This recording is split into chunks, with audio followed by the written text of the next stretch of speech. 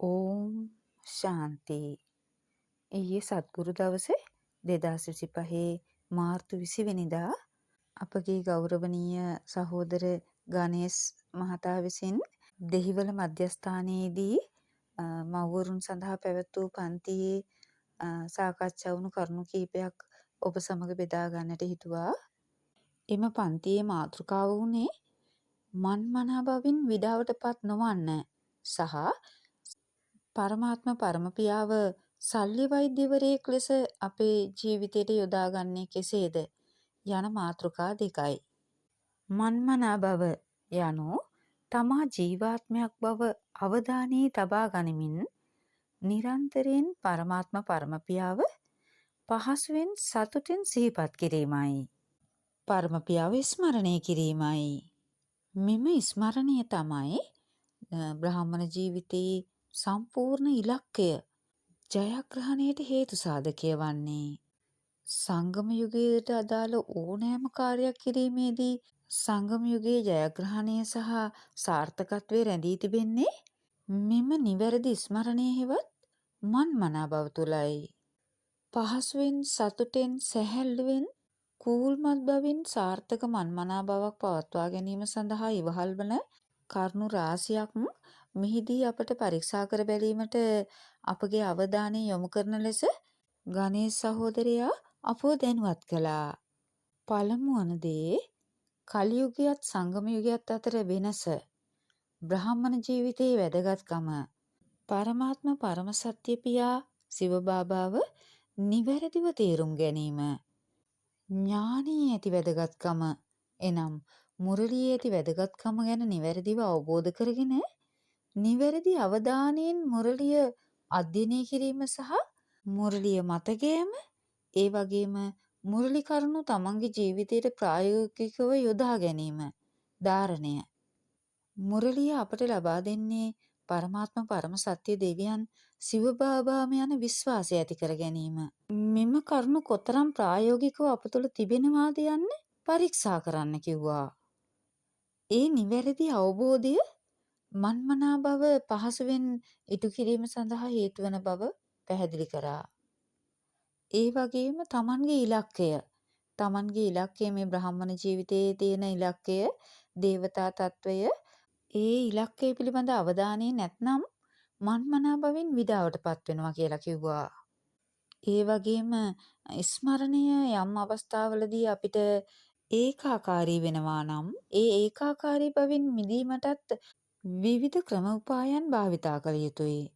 එනම් තමන් ජීවාත්මයක් යන අවධානය ඇතිව පරමාත්ම පරමපියාව සිහි කරනවා පමණක් නොවේ, අපේ නිවහන වන විමුක්ති දේශය, නිර්වාණ දේශය සිහි කිරීම, සත්‍යුග රාජධානියේ භාග්‍ය, තමාගේ උසස් තත්වයේ පිළිබඳව මනසේ කූල්මත් භාවය පවත්වා ගැනීම, බ්‍රාහ්මණ ජීවිතයේ කූල්මත් බව, විවිධ ස්ව අභිමන් වලට එනම් මාස්ටර් ඥාන සූරියන්, ස්වරාජ්‍ය අධිකාරී, ඒ වගේ විවිධාකාර විවිධ මනෝස්ථිතීන් අත්දැකීම, ස්වදර්ශන චක්‍රයේ කරකැවීම, මේ වගේ ස්මරණයේ ඒකාකාරී බව නැති කරමින් විවිධාකාරී ලෙස ස්මරණය සිදු කිරීමත් පහසු මන්මනා බවකට උපකාරී වනවා.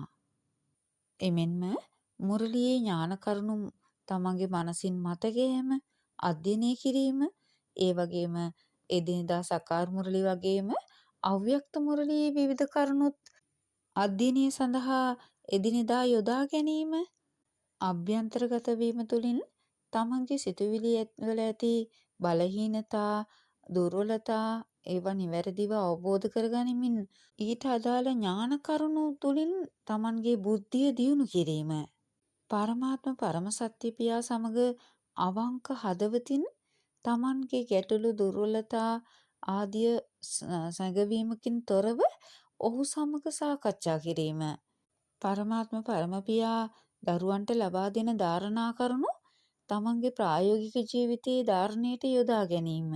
මේදී විශේෂ වුණු තවත් වැදගත් කරුණක් තමයි මෙම ඥානය අපට ලබා දෙන්නේ පරමාත්ම පරමපියා සිව බාබා යන්න නිවැරදි විශ්වාසයෙන් පිළිගැනීම සහ ශ්‍රීමත් නිවැරදි අවබෝධයෙන් පිළිගැනීම. පිළිපැදීම. මොකද ශ්‍රීමත් අපිට ලබා දෙන්නේ කුමකටද යන විශ්වාසයේ නිවැරදිව තබාගෙන ඒවා පිළිපැදීමට උත්සාහ දැරීම. එහිදී විශේෂ වුණා යම් අය භක්තියේ යම් යම් කරුණු මිශ්‍ර කරගෙන පරමාත්ම පරම පියාගෙන් යම් යම් භෞතික ආශාවන් ඉටු කර ගැනීම සඳහා ඒ බලාපොරොත්තු ඉටු කර ගැනීම සඳහා පරම පියාව සිහි කිරීමට උත්සාහ කිරීමත් මන්මනා බව වෙහෙසකාරී වීමට ප්‍රධාන හේතුවක් වෙනවා කියලා. ඒ නිසා නිවැරදි අවබෝධයක් ඇතිව නිවැරදි ඉලක්කයන් කරා පරම පියාව සිහි කිරීම වැදගත් වන බවත් මෙහිදී පැහැදිලි කර දුන්නා.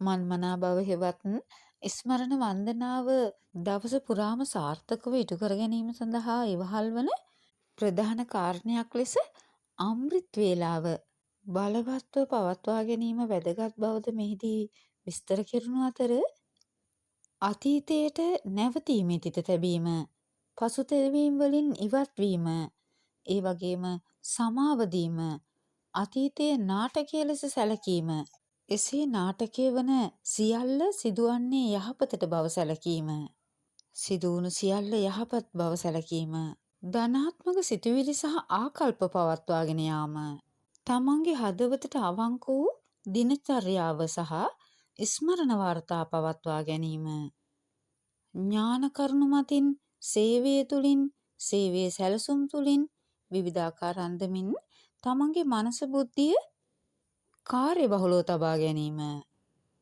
අභ්‍යන්තරගත වී තමන්ව පරීක්ෂා කිරීම, සෑම මොහොතක්ම සෑම කාර්යයක්ම තමන්ට පරීක්ෂණයක් ටෙස්ට් පේපර් එකක් ලෙසින් සලකා සතුටින් මුහුණ දීම, තමන්ව නිරන්තර උද්‍යෝගයෙන් උනන්දුවෙන් තබා ගැනීම සඳහා උපක්‍රමශීලී ක්‍රම ශිල්පයන් පවත්වා ගැනීම, යහපත් ආශ්‍රයද මන්මනා බවට බෙහෙවින් බලපාන බව මෙහිදී පැහැදිලි විය.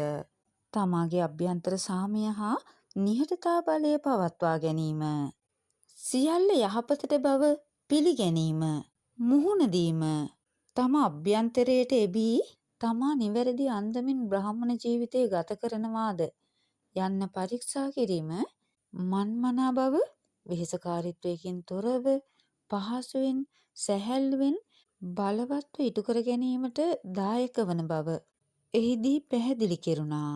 මේ සඳහා බ්‍රාහ්මණ පවුලේ ආශ්‍රය, ඒ වගේම සාමූහිකව ඥාන කරුණු අත්දැකීම් බෙදා හදා ගැනීම, සේවය ඉතාමත් වැදගත් බව සැලකුණු අතර තමන්ගේ විවිධ අවස්ථාවන් වලදී බ්‍රාහ්මණ පවුලේ උපකරණ ජීවාත්මයන්ගේ සහාය උපදෙස් ශ්‍රීමත් ලබා ගැනීමේ ඇති වැදගත්කම ඉතා මැනවින් පැහැදිලි කර දුන්නා. මන්මනා බව සැහැල්ලුවෙන් පහසුවෙන් තබා ගැනීම සඳහා වටිනා කරුණුකාරණා රාශියකින් අපෝ දැනුවත් කළ ගණේශ සහෝදරයාට ස්තුතිවන්ත වෙමි. ඕම් ශාන්ති.